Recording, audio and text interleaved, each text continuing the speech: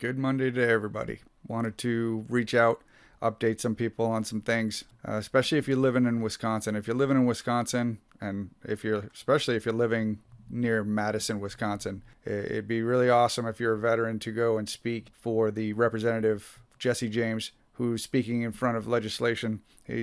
There's a committee being held for the 2019 Assembly Bill 161. And what this is, and reading straight from the actual bill being introduced, an act to create 36.27 and 38.24 of the statutes relating to late payment of tuition benefits for student veterans enrolled in the University of Wisconsin system or technical college. Many might remember that, especially if you were going to school at the time, that the government had their shutdown and colleges weren't getting their payments. And by not getting their payments, the colleges were taking it out on the veteran students because they weren't getting their money. And so the university I went to, their policy was you had to have at least half of the semester paid off before you can enroll in another semester. But that was it. If you carried over debt, they're not going to let you enroll into another course. Now, some colleges do this, but especially the colleges that have latched onto the government teat. So many colleges started to see dollar signs when they started introducing,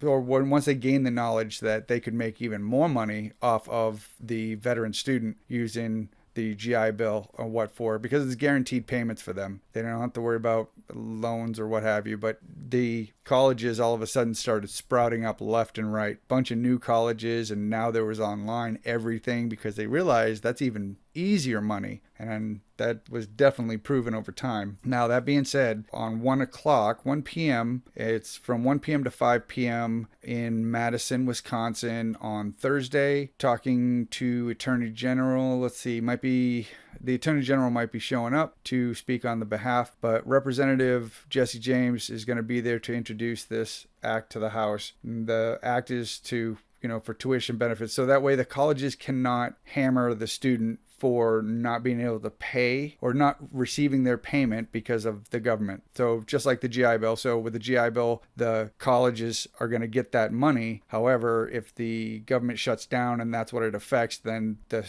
veteran student cannot pay for that semester because they didn't get paid yet. And I don't think I've met a veteran yet that had that money saved up that they can just shell out and then wait for the payment from the government. It's not usually the case when it comes to veterans. So that being said, they're introducing the bill on Thursday specifically for Wisconsin, University of Wisconsin school system and or technical colleges, which they have many around here. And the bill is for them to prohibit the colleges, universities, tech schools from taking adverse action against a student veteran whose financial aid package includes federal veteran tuition benefits as a result of the UW schools or technical college failure to receive payment of these benefits by tuition's deadline. So this bill, it's not very lengthy, and I will try to include a link to it so that way you can read it. But it's pretty important, and the reason why it's important, this is why I'm asking any veterans that are in the Madison, Wisconsin area that it may behoove you to go there to be able to speak on why it's important that the universities do not impact the veteran student if that university is not getting the government funding. They don't receive the federal check.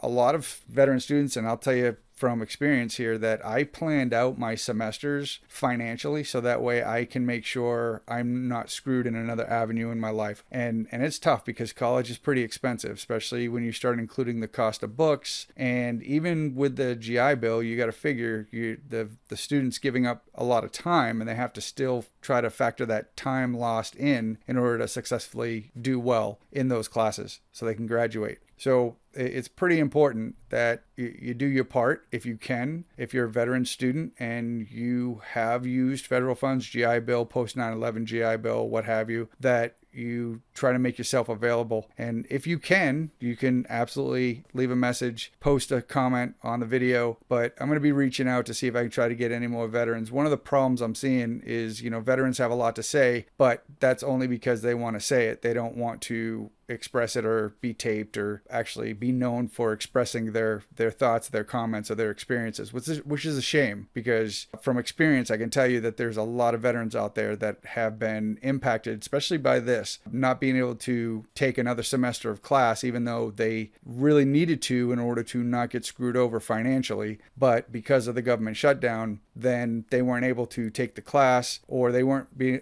able to do the next semester, which they weren't accounting for, and it hurt them. It hurt them and their family and their timeline. So it's a pretty important bill to be able to go and stand up and express why it's important. There's no need to detrimentally impact a veteran's life just because the school didn't get the federal payment. It's pretty horrific that everything's become money hungry nowadays, organizations. And I knew universities that would never go online, that said they weren't going to go online because they were traditional and it had to be in the classroom, and students learn better. Then they started realizing that, hey, we might be able to make even more money by doing our classes online, because now we don't have to provide a venue. We don't have to go and rent out a venue to teach said classes. And I started my university experience while I was still active duty and was in the classroom. So from 5 to 8 p.m., I'd be in the classroom on either 4 days a week or 2 days a week. And it was a lot of work, and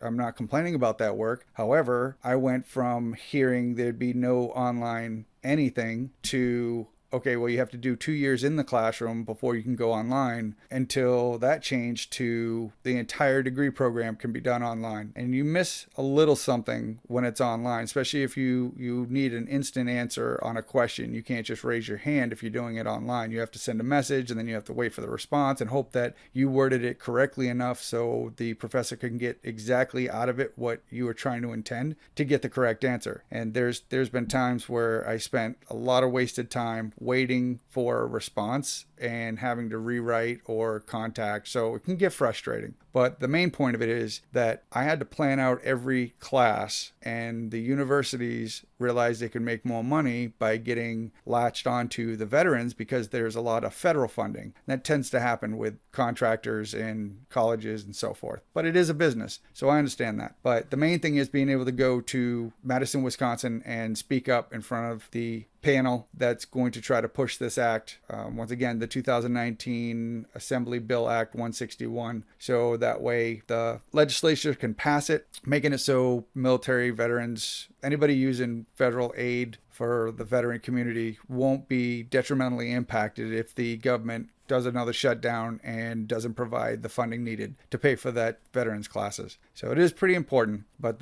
they need people to speak, at least 3 people. And you wouldn't think it would be that hard to try to find 3 people, but it's kind of looking like it's being difficult. So if at all possible, it'd be really nice to have somebody there to be able to speak for and with Jesse James, so that way they actually hear it from a veteran's mouth.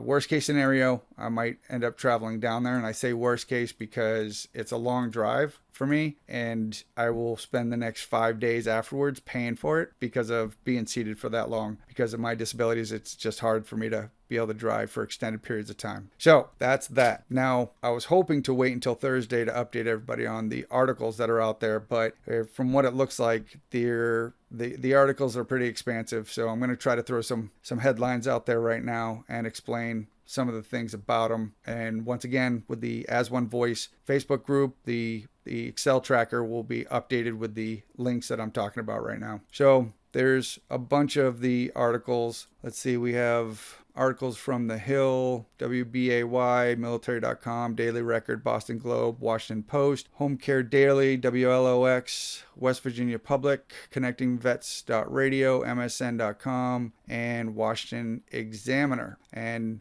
some of these articles, there's a lot of information coming out. What's hard is that the topic of conversation in the veteran community has been the West Virginia killings, which is what they are. They're homicides at this point, where the doctor, let's say somebody from the healthcare profession was injecting patients with insulin when they weren't diabetic and it was killing them.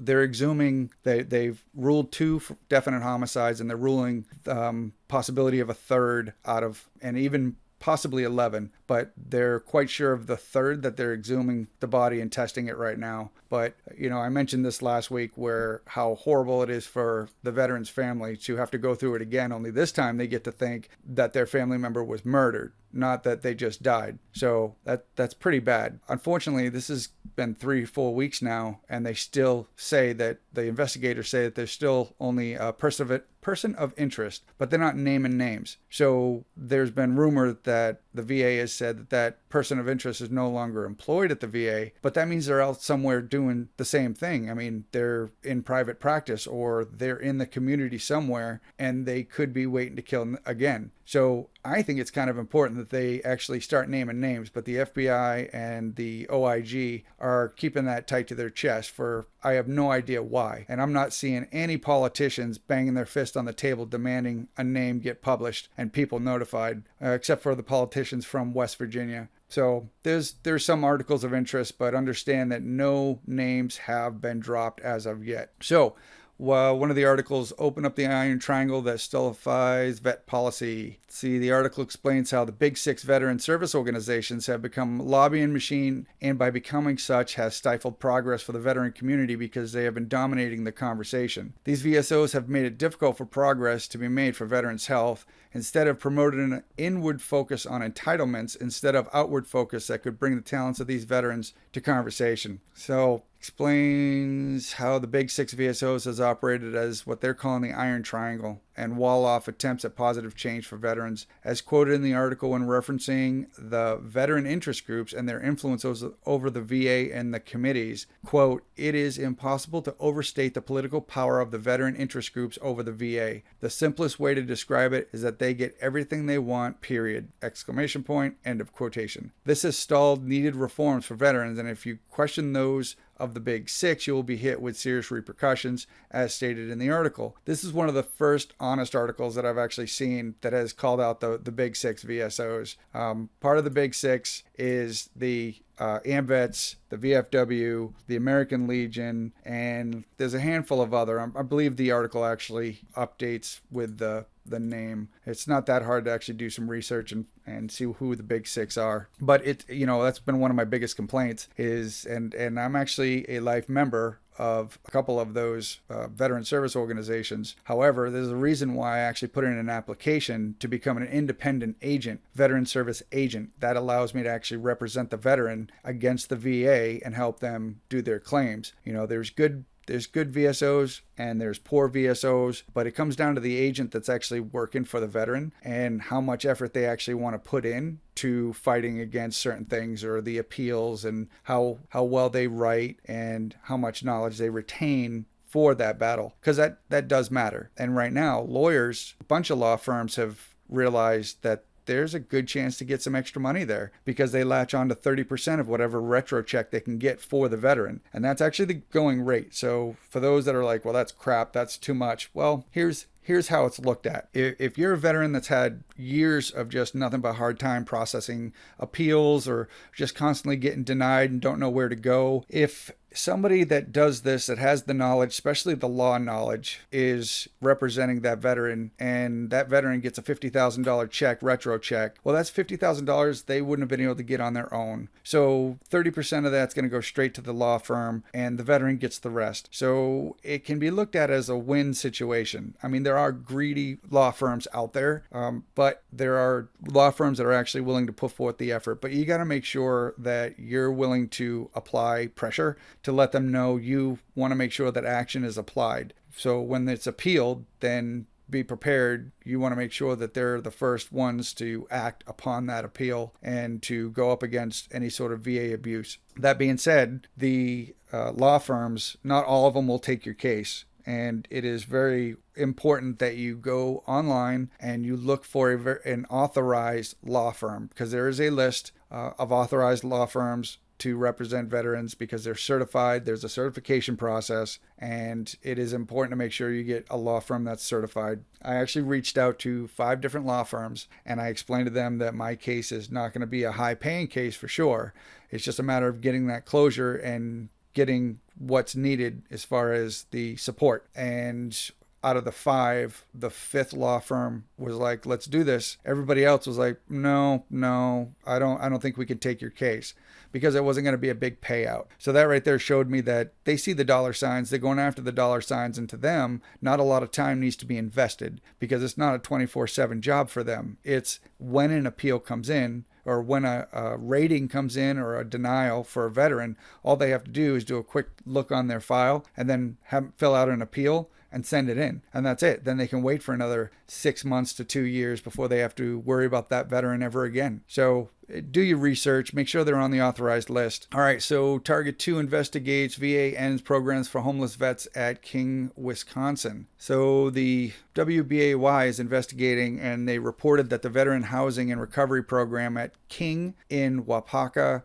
County in Wisconsin is closing at the end of September, which seems to be coming as a shock for veterans who live there and force them to scramble to find another place to live. The program provides temporary housing services and job help to veterans most at risk. Those who are homeless or about to become homeless are the ones that they're considering at the most at risk. Almost over 24 veterans stated that they started the program summer of 2019, and many of those veterans are surprised at why they would close that program, that building down, especially so quickly. These veterans were told that the program is getting shut down in late June 2019, and they were all told they need to move by the end of September 2019. The VA, in true VA fashion, informed the veterans that they would relocate them to the closest VHRPs in the state, closest being Green Bay, approximately 75 miles away. So, not so convenient. The other locations were much further away from the families of some veterans. All I say is read the article in its entirety, and that right there, that article will give you a small snapshot of what the VA does without considering how it will affect the veterans that they claim to serve, because it impacted a lot of veterans. And word has it that they actually successfully moved a bunch of the veterans. But once again, a lot of these veterans have family in the area, and they rely on the fact that that's their normalcy. So they still have some connection to what they consider a normal life. It helps keep their sanity. So if you move them 75 miles away, that's not convenient for the family. And them closing it down rapidly like that, I would really want to look into their books and see why that decision was actually being made. So the burn pit subject, that's a pretty important one also. Lawmakers to the VA provide health care to all veterans made sick by burn pits. Military.com writes that a group of congressmen are pressuring the VA to extend health benefits and disability compensation automatically to vets who are dealing with these illnesses thought to be caused by exposure to burn pits. Legislation has been introduced, but if veterans had to rely on those bills getting passed before getting adequate care, they will be dead long before it gets passed. Many vets have already died because of burn pit exposure, and many are suffering. Those who try to get their politicians to help them have gotten the cold shoulder and or fake concern, but with little action, little attention. Put it into perspective. Those exposed to Agent Orange while serving in Vietnam are just now starting to gain coverage for the damage done. The Blue Water Navy Act is just being passed for those secondary exposure to Agent Orange, so those within a 12-mile radius, whether they're on a ship or not, that could have been exposed to Agent Orange, are being told that they're going to actually be able to put in a claim. Now, that's 90,000 veterans. So as soon as President Trump passed that act for it to be legit, the VA came out and said, no, we're not gonna actually be able to do anything until January 2020. And many people are up in arms. And I first came out and said, I understand they need to be prepared for the influx of 90,000 claims to go in. But the main point to this story is that this is 2019. So do the math from when Vietnam ended. It's horrific to think that it's taken this long when it's not been a big secret that Agent Orange was absolutely toxic and that there was lots of veterans exposed. And it wasn't just the veterans, it's the veterans' families as too. These veterans go home after exposure and all of a sudden, they're living as a civilian and they want to start a family, and their wife has a baby, and then now that child could possibly have difficulties or medical problems due to the exposure of their parent, and possibly even the next generation. So we're talking 2, 3, 4 generations of possible problems, and the VA are now just starting to support the Agent Orange exposed personnel. I've actually met a bunch of veterans, Vietnam veterans at that that every time I saw them, they kept telling me that they were getting denied for Agent Orange exposure, despite that they had cancer and they had a bunch of other maladies that was killing them, and they knew this. So it's pretty horrific. Another one of the articles is the Agent Orange benefits rightly extended to Blue Water vets. So because of the Agent Orange, that article explains how those that fit the parameters and those who have been turned down for the past Agent Orange exposure claims should resubmit. If veterans have any of the presumptive illnesses caused by Agent Orange, such as chronic B-cell leukemia, Hodgkin's disease, prostate cancer, respiratory cancers, and Parkinson's disease. There's also more that are listed as far as possible problems due to exposure to Agent Orange, but they can submit their claims now. So if you know of a Vietnam vet that had been exposed to Agent Orange, by all means, let them know, submit their claims now, especially if they're sick. They can contact the VA Outreach Coordinator, David.Brimmer, BRIMMER, at va.gov, and get the information that they need.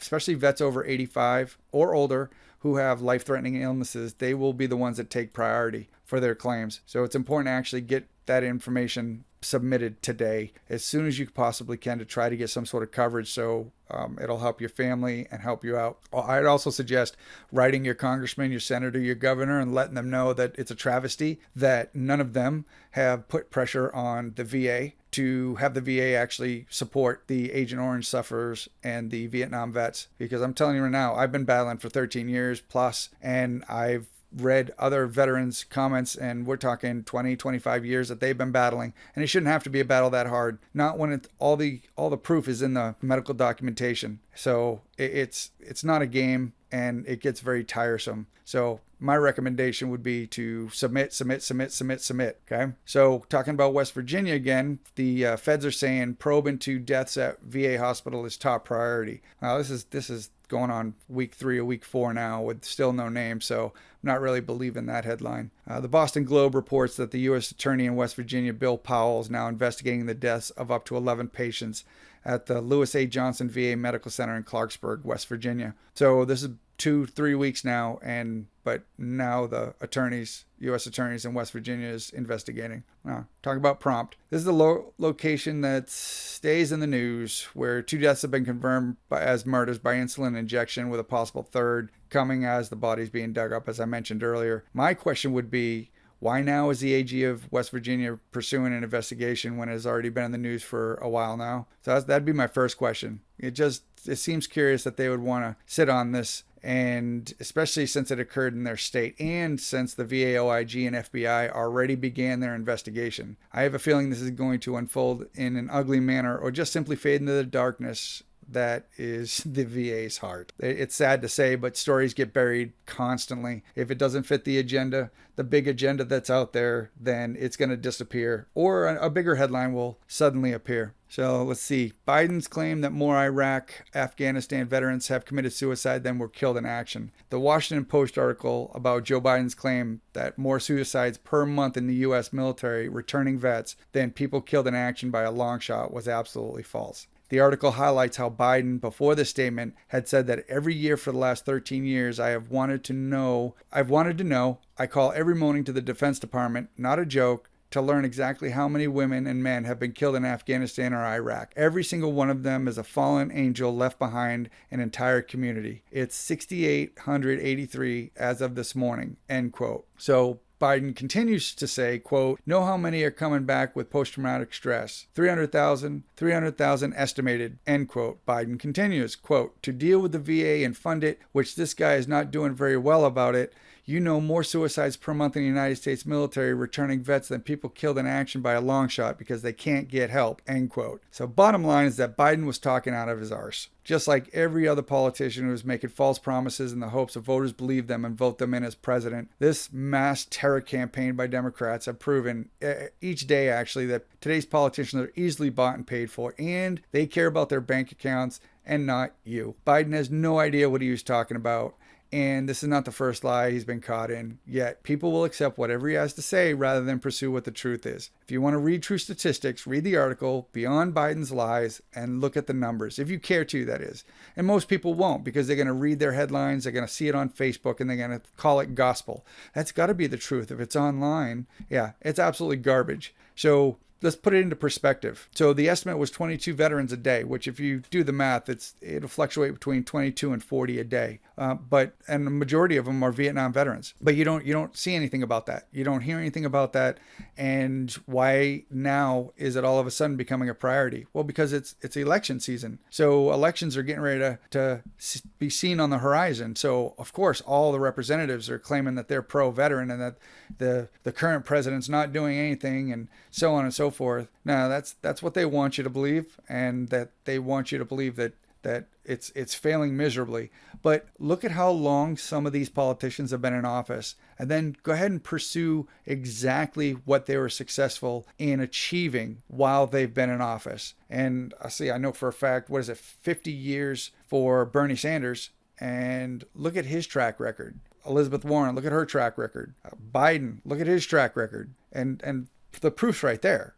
Don't go off of what the headlines say, because I'm telling you right now, it's pure propaganda, and it's pure propaganda to convince you to think a certain way. And if you don't believe that, well, then I just kind of feel bad for you, because when you finally do see the truth, you're going to be screaming and crying that you're the victim, and nobody will have any sympathy for you whatsoever. So do the legwork instead of just listening to the headlines, reading the headlines, and taking that as gospel. Because there's a lot of bad things happening right now, folks. Let's see. The VA's failure to pay for in-home care may leave some elderly Maine veterans without support. Home Care Daily published this article explaining how the VA is failing to pay for in-home care for some Maine veterans who are elderly and leaving them without support. This does not just affect the veterans, it also affects the small businesses in Maine who are struggling to pay their workers because the VA is failing to pay for their care. True fashion right there. The VA blames their payment processing center in Texas, but ultimately they do the same thing. Blame someone else, something else, while stating that veterans deserve better, and that's their go-to. Yet they won't do anything about it. Not quickly anyway. They'll drag their feet. This means veterans who need this at-home care will ultimately be punished because the VA doesn't care to do their jobs. Remember, largest annual budget, fat bonuses, and retaining cancerous staff members, so the VA relocates when they get caught killing veterans or harassing them. The VA is blatant about how little they care and how brazen they are about their underhanded actions, because they know no one of any authority will do anything to them. And that's a fact. That's, once again, look at the proof. How many politicians are holding them accountable? I told my listeners that, I'm going to start giving my experiences and explaining what I have gone through and when, how, why, and the tactics that I learned, because they have lots of tactics and they think they're slick, but when you start screwing somebody long enough, they start tracking things and identifying what those tricks are. And thankfully, because I had that hindsight many years ago, I've been able to help a lot of other veterans avoid exactly what was imposed upon me. So that's kind of a plus. Not so much a plus that they keep screwing me, but it's a plus that I've been able to help other veterans avoid it. So the investigation into the surgeon at Biloxi VA ends with oversight concerns for the entire facility, and this is in Mississippi. WLOX reported that the investigation that started against a VA surgeon at the Biloxi VA for improper care ended with multiple infractions found by the facility leaders. This caused the VA OIG to expand its investigation to the entire Gulf Coast facility. The OIG ended up making 18 recommendations for the VA hospital to follow, which means the hospital statement would say the OIG recommended changes and we are implementing them immediately, because that would be the VA go-to. That's how they make it look like they fixed everything, but all they really want to say is, we've looked at it. The OIG did report and find that the thoracic surgeon did not have the proper credentials when he was hired back in 2013, and the facility leadership was aware of that fact, as well as knowing that the same surgeon had to give up his medical license in 2006 after facing a malpractice lawsuit. Nothing but the finest staff hired to serve our veterans, right? This article goes on to expose this VA facility for the hits it took during the OIG investigation and the lame excuses the VA staff gave the investigators. The end of the article has the VA public relations representatives saying, we appreciate the Office of Inspector General's oversight, which focuses on an individual who no longer works for the VA and events that occurred more than 2 years ago. Like, that's supposed to make everybody feel better. And then it ended with the improvements that the VA is bragging about doing after the fact. You may notice, if you are keeping score, that these VA facilities that brag about everything they have done to better their service is only done once they have been exposed for some horrific act that hurt or killed veterans that were under their care. Yet the VA brags about it like they are the heroes who have stopped bad processes because they care about the veterans they serve. Apparently these people need to go into politics because they'd fit right in. Now, the families of VA hospital homicides await answers. Feds say investigation at beginning of the end, West Virginia. So just keep that quote in mind, the beginning of the end. Because it shouldn't mean anything to you, and it really shouldn't have been muttered, because what it means is we're still not going to give you the information. So WB Public Broadcasting published their article explaining how the OIG and FBI are saying their investigation is at the beginning of the end, but won't divulge specific information. The U.S. Attorney William Powell gave a quote worthy of being a VA statement, referring to the investigation as being ongoing for some months. If you're going to categorize it, I would say it's the beginning of the end as opposed to the beginning of the beginning. What in the holy hell is that supposed to mean? Seriously, they still will not state that they have the person of interest, but who it is. They will not say if they are in custody. They won't say who it is or where they are. The VA said they're not employed at the VA, but the investigators aren't saying that. This story does little to set the minds at ease for the veterans in that area. Not only that, but they went to a local VFW to get quotes from those veterans, and those vets state their horror and fear of not knowing. And one of the vets has said, quote, "It makes me think twice about letting anyone give me a shot of anything unless I know what it is and who it is that's given it to me," end quote. And what I find disturbing is that none of the VSOs have said a peep about their stance and what they intend to do to help get the answers. Because isn't that what they're there for? Veteran service organizations, right? Funny how the VSOs are silent while these murders are going on, while politicians are running away from the topics, and while veterans are dying at record pace. But, well, not funny, but more disturbing than anything else. But it does help the veteran community to see the VSOs for what they really are. The sad thing is they're still going to support those VSOs. Okay, call me an aggressive dude, but I'm kind of the guy that if there's a problem, let's figure out a way to fix it and not just sit on it while other veterans suffer. And that's how everybody should think, in my opinion. Not everybody has that mindset. And I'm not trying to make money off the veteran community. Maybe that's the difference. So, investigation into former VA surgeon prompts federal review. Connected Vets reports on the federal investigation that occurred in Mississippi VA hospital that highlighted many violations. They further exposed that the federal review had found that the VA hospital had several physicians who lacked evaluations that would be needed to grant them privileges. The story also expresses how that PR rep, VA Acting Public Affairs Office, Cindy Dorfner, exclaims that the VA hospital have taken action on all 18 recommendations that the OIG had stated. This means that they have read the report and gave it a thought, not necessarily anything that fixed in those violations, but it's kind of interesting how the wording is printed and what the PR rep is basically saying, because the VA themselves aren't actually taking a stand. They're not owning. And that's the thing. If you make a mistake, if you own it, people will probably be more forgiving. But when you pawn it off and say, oh, well, this was a surprise. It's not a surprise. Do you think the CEO is going to sit there and say, oh, I had no idea that for 3 quarters we were losing buckets of money? No. That information goes all the way to the top. I think, what was the term that we used to use? Never be the senior man with the secret, because that means you are going to fry. So take ownership and own it. But they won't do that. They're happy in their little cubby, making their fat bonuses and moving people from place to place despite them hurting other veterans in their position.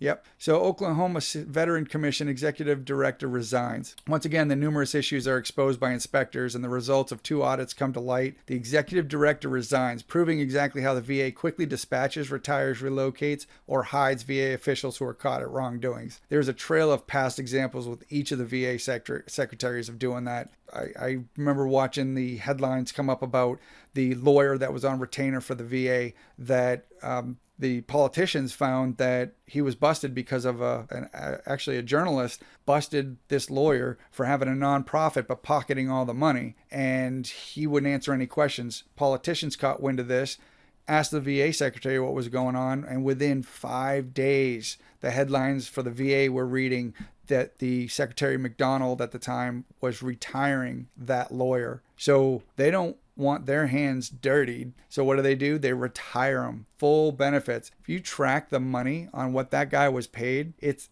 sickening. And then imagine the work he was doing. If he's that shady, imagine the work that he was doing. So the last article was It's Scary, VA Grapples with Wall of Silence Over Rising Veteran Suicides. The Washington Examiner's article is giving a prime example of a periodical using the publication influence to convince the readers what they should believe is the truth. First, you will notice that they state 20 veterans a day instead of the 22 veterans a day, right? So automatically it tells the public, oh, they must be doing better. It's too less. The actual numbers are more painful to hear, but need to be published in its entirety with the truth, actually. But this rag will continue to print whoever's information that could pay the most. Next, they state that the VA claims that only 6 of the 20 seek VA care. For the average reader that reads this rag, they may see that number as low and thinking that, hey, if more vets went to the VA, the suicide level would be much, much lower. However, they do realize that more veterans avoid VA care. They should realize, actually, that more veterans avoid the care because they hear about the punishment, the abuse, the retaliation, the murders from the VA, and decide they'd rather take their chance with the civilian medical help. If you don't hear that part of it, though. You hear the VA secretary taking a stance saying, oh, if 6 out of the 20, if more went to the VA for their care, that number would be a lot less. Then if you start looking at the statistics, look at how many veterans kill themselves on VA property, and then think to yourself, now why would they do that? And as a veteran, I'm here to tell you that one of the big reasons they would do that is to bring focus to that hospital and obviously the wrongdoing that they received. There was an officer that killed himself on his medical records that he piled on the stairs of the VA and then killed himself. But he wrote the reasons why. So that way there was no gray area. There was no way for the VA to stifle it or hide that story. So he ended up killing himself to bring attention to try to help other veterans. So it was literally the last selfless act that he could do. And it's sad that he had to do that. But understand, them being proud and puffing their chest saying, hey, yeah, it might be 20 a day, but only 6 of them have been seeking VA care. And they're still sitting on that. But they won't address the reason why only 6 of the 20, 22, 40 a day that are committing suicide have been seeking VA care. So for some people, because they can't afford civilian care. For the other people, they'd rather pay for civilian care and take the chance of living because they're being treated properly than to die at the hands of malpractice by a pile of garbage that gets hired by the VA because the VA goes with the lowest bidder and knows that they can get them. And there used to be a protection. VA doctors could be protected from being sued for malpractice. That is changing. So that's a good thing. Just like military doctors, the Ferris document used to protect the doctors from being sued. Not anymore. That bill is being passed. So to highlight, there's a bunch of articles, and it's pretty important to identify not only the articles, read the articles, check the links, and do your homework. And I know most people won't do their homework anymore because they're going to look at the headlines, get all they need to understand what it's trying to say rather than seek the truth. So hopefully I reach at least some veterans to understand that if you had a good experience or bad experience, it's important to get that information out to help other veterans. If your experience can help somebody make a determination if that's a location they want to move to, that's pretty important because VA care does differ depending on where you're at. It's not all the same. And depending on how much you actually want to research and dig into the information, there's a lot of information out there that would definitely turn you away. But there are some really good VA doctors. There's really good VA staff. There's really good VA hospitals. However, the flip side of that is there's also really poor ones that I would never want to live in that vicinity. Or I would just stop getting VA care and I'd go straight civilian care. So do your research. And if you have a story that you want to tell, you can always write it up, send it to me on email, and I'll read your story without even putting out your name. But telling the location and your experience will help other veterans avoid or know that it's a good place to go and get care for. So, because there are good stories out there as well.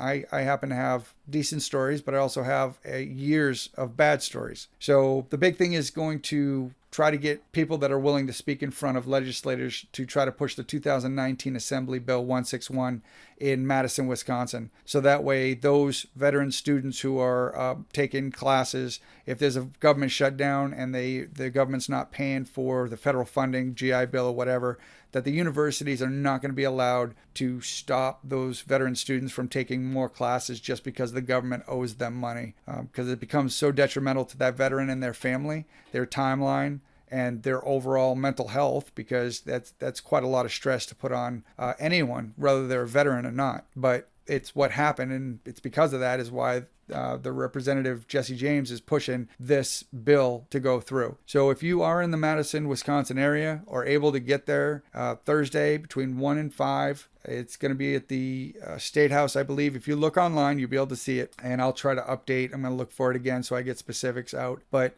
it's important to be there and speak on behalf of the veteran community to help avoid any kind of problems, and that's what they had, was a whole bunch of problems. So hopefully your week starts off great and you're able to have a great Monday, and hopefully I get more interviews coming up, which some are in the making. So enjoy your week, be safe. Hopefully another podcast will come up here shortly.